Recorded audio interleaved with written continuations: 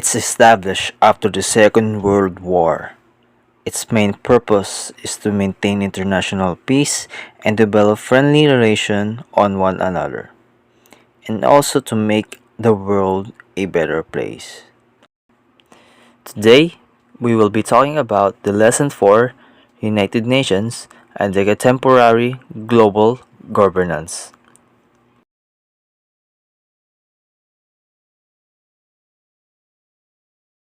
International Organization.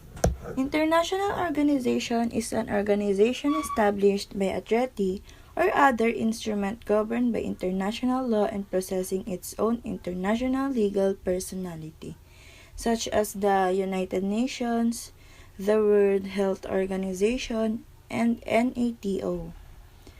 An intergovernmental organization, or IGO, is composed of nation-states and it promotes voluntary cooperation and coordination among its members.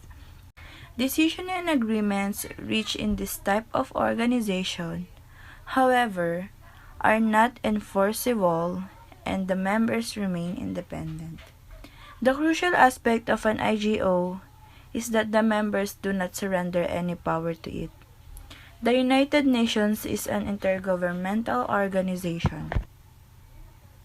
International organization is one that includes members from more than one nation. Some international organizations are very large, such as a business corporation. Others are small and dedicated to a specific purpose, such as conservation of a species. So, here's the example of international organizations. First is United Nations Organization or UN. Second, United Nations Children's Fund or UNICEF. Third is World Health Organization or WHO. And fourth is the North Atlantic Treaty Organization or NATO. There are two types of international organization. First is International Government Organization or IGO, and second is non-governmental organization. The first type of international organizations. International Government Organization or Intergovernmental Organization is an organization composed primarily of sovereign states referred to as member states or of the other intergovernmental organization. IGOs are established by treaty or other agreement that acts as a charter, grant of authority or rights in creating the group. Examples include the United Nations, the World Bank, or the European Union. Some examples are shown on the screen, and more onto that, there are International Labour Organization or ILO, North Atlantic Treaty Organization or NATO, UNESCO, United Nations Educational, Scientific and Cultural Organization, and lastly, Food and Agriculture Organization.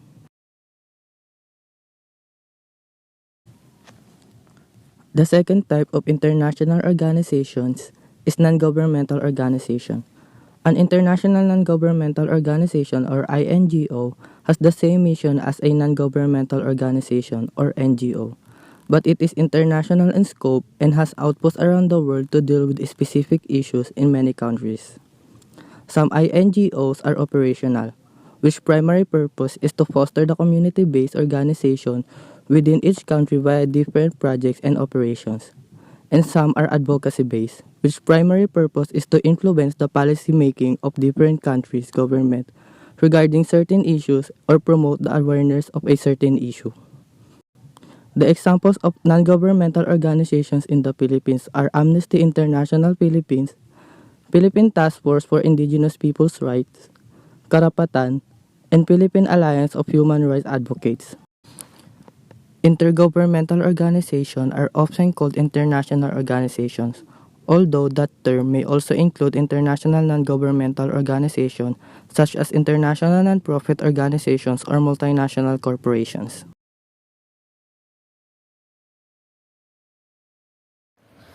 United Nations. United Nations or UN is an intergovernmental organization aiming to maintain international peace and security, develop friendly relations among nations, achieve international cooperations, and be a center for harmonizing the actions of nations. It is the world's largest and most familiar international organization.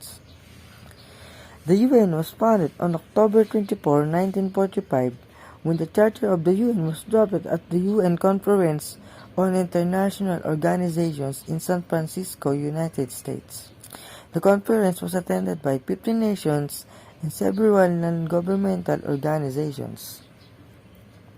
In addition to maintaining peace and security, other important objectives include developing friendly relations among countries based on respect for the principles of equal rights and self-determination of peoples, achieving worldwide cooperations to solve international, economic, social, cultural, and humanitarian problems, respecting and promoting human rights, and serving as a center where countries can coordinate their actions and activities toward these various ends.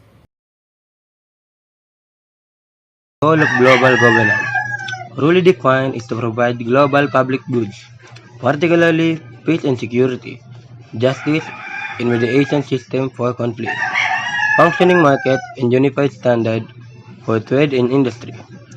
The leading institution in charge of global governance today is the United Nations. The primary role of the United Nations in global economic governance is a political forum for dialogue concerning the major issues on the global economic agenda, and as an integrator of the different perspectives on the economic, social, and environmental pillars of sustainable development.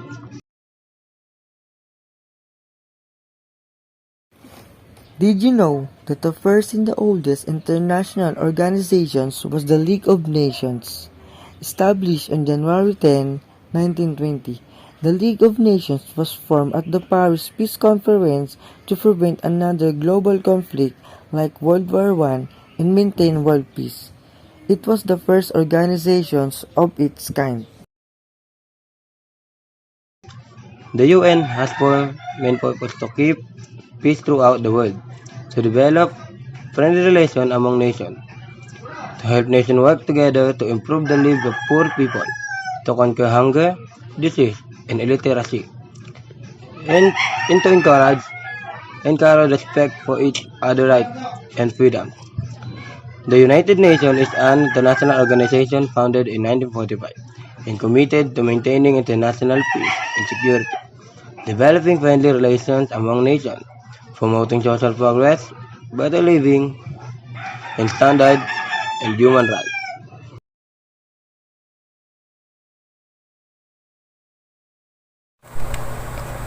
The composition of the Security Council should reflect the geopolitical reality of the 21st century. It is vital or important that countries demonstrating both the will and the capacity to assume responsibilities for the maintenance of international peace and security play an integral part in the decision-making process. To this end, institutional reform of the Security Council is essential. The majority of UN member states supports expansion of the Security Council both in permanent and non-permanent membership.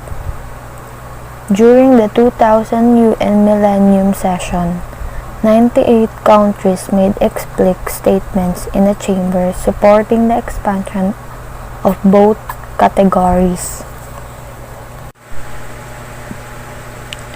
These are some challenges of the United Nations. Threats from poverty, disease, and environmental breakdown. The threats to human security identified in the Millennium Development Goals is poverty. Next is emerging infectious disease, environmental breakdown, threats from conflict between states, threats from violence and massive human rights violations within states, threats from terrorism, threats from organized crime, and lastly is threats from the proliferation of weapons, particularly weapons of mass destruction like nuclear bombs but also conventional. United Nations aims to world peace, security, and to unite our strengths. These were the wishes of the founders of the League of Nations and the United Nations, and universal peace remains a desirable ideal. Peacekeeping operations deployed by the UN and regional organizations have become a major tool for conflict regulation in the 21st century. It is the world's largest and most familiar international organizations. As majority of us observe the events happening, the war between Ukraine and Russia, we need this organization to manage this kind of situation. Organization in the world steep in contradictory and complex challenges. Billions have been lifted out of poverty, yet millions of others face the extreme threat of famine, a system of inequality, and rising of xenophobia. The world has witnessed the massive migration of people fleeing violent conflict on a scale not seen since the Second World War, an undeniable megatrend of climate change and its multiplier effect demand global action. Yet multilateralism is being questioned at a time when we most need coherent global responses to these interconnected events. United Nations must be prepared from the challenges the world is facing. This is why international organizations, aside from UN, is very important to make our world a better place and secure our future generations to come. Thank you po.